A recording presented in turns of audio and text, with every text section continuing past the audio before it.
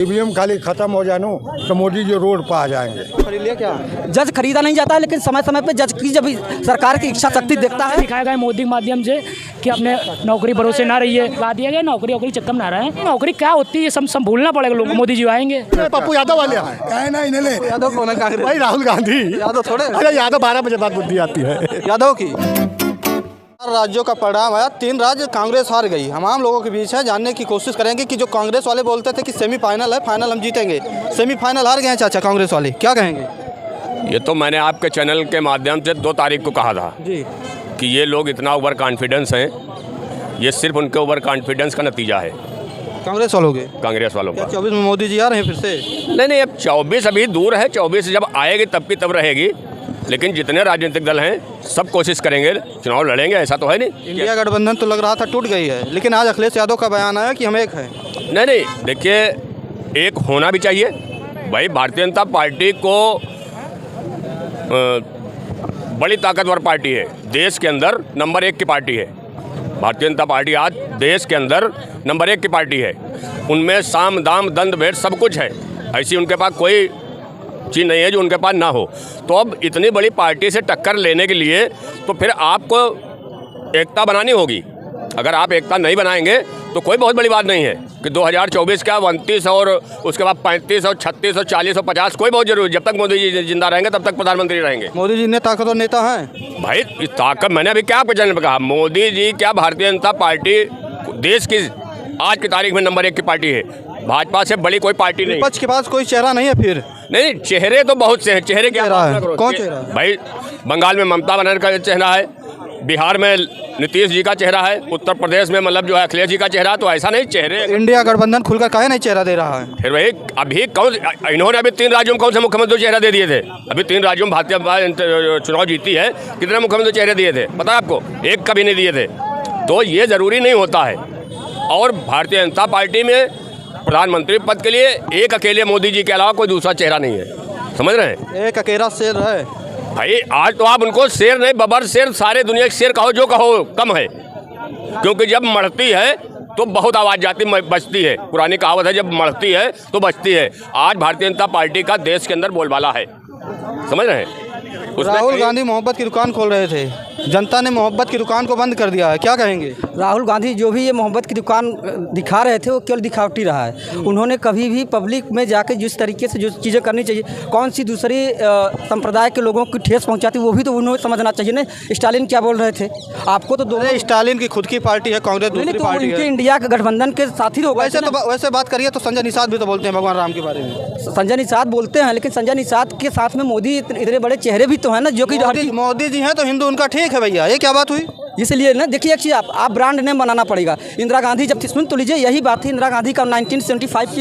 सनातन मोदी जी के समय पे आया क्या?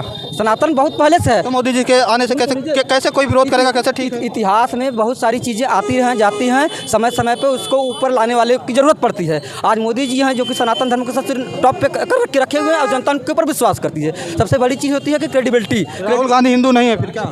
भाई देखिए, मैं सबसे पहली बात तो आपके चैनल बड़ी जिम्मेदारी करता हूँ। मैं किसी भी धर्म को मानने वाले के बाद मैं आपके चैनल में कोई धार्मिक बात नहीं कर सकता हूँ, ना मुझे धार्मिक बात कहने का किसी को अधिकार है।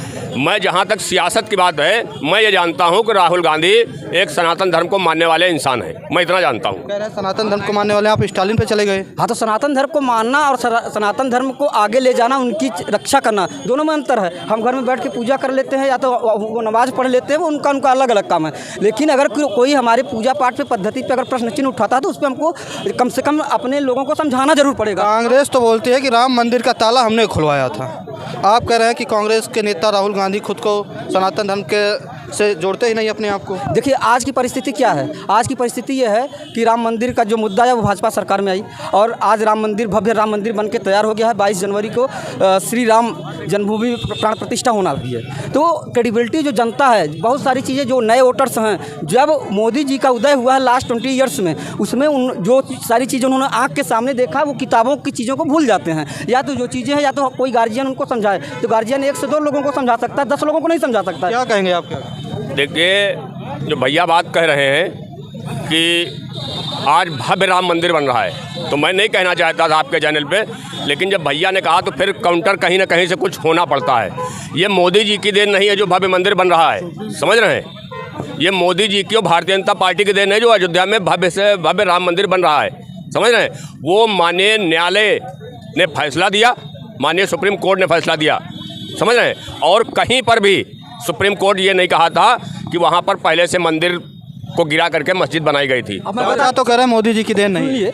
1949 से ये मामला आया है। अगर जब भी ये देश आज़ाद हुआ उसके बाद से ही राम मंदिर का मामला आ गया। तो सुप्रीम कोर्ट क्या 1949 से लेके जब तक फैसला 2022 तक नहीं आया था, तब तक 2019 तक फैसला नहीं आया था, क्या सुप्रीम कोर्ट नहीं थी? इसका मतलब सरकार की जब इच्छा शक्ति होती है तब सुप्रीम कोर्ट भी आंसर करता है। 1975 में भी सरकार के हिसाब से सुप्रीम कोर्ट चल रहा है क्या? सुप्रीम कोर्ट सरकार के हिसाब से चलेगा? नहीं, इच्छा शक्ति की बात होती है। इच्छा शक्ति है तो आप देखिए होता क्या है, आप हलफनामा अगर लगवाएंगे, देश में लोकतंत्र है, संविधान है, सरकार की इच्छा शक्ति भी उसमें नहीं रहना चाहिए। इनका सीधा उद्देश्य है कि सुप्रीम कोर्ट माने कुछ नहीं, मोदी जी की सरकार ने मंदिर बनवा दिया। देखिए ये माने हम ये नहीं कह मोदी जी लटकाना भटकाना मुद्दों को हमेशा दूर नहीं रखते हैं। जो भी चीज़ों का निर्णय आना होता है उसको निर्णय को लाते हैं। राम मंदिर मुद्दा भी उसी में से एक है। मोदी जी ने मंदिर बनवाया। हाँ, मोदी जी ने उसको उस पर जल्दी से जल्दी किस तरीके से लाना चाहिए, पब्लिक का इंटरेस्ट जिस मुद्दे में है, जो लटका के भटका के इधर से उधर करना जो है,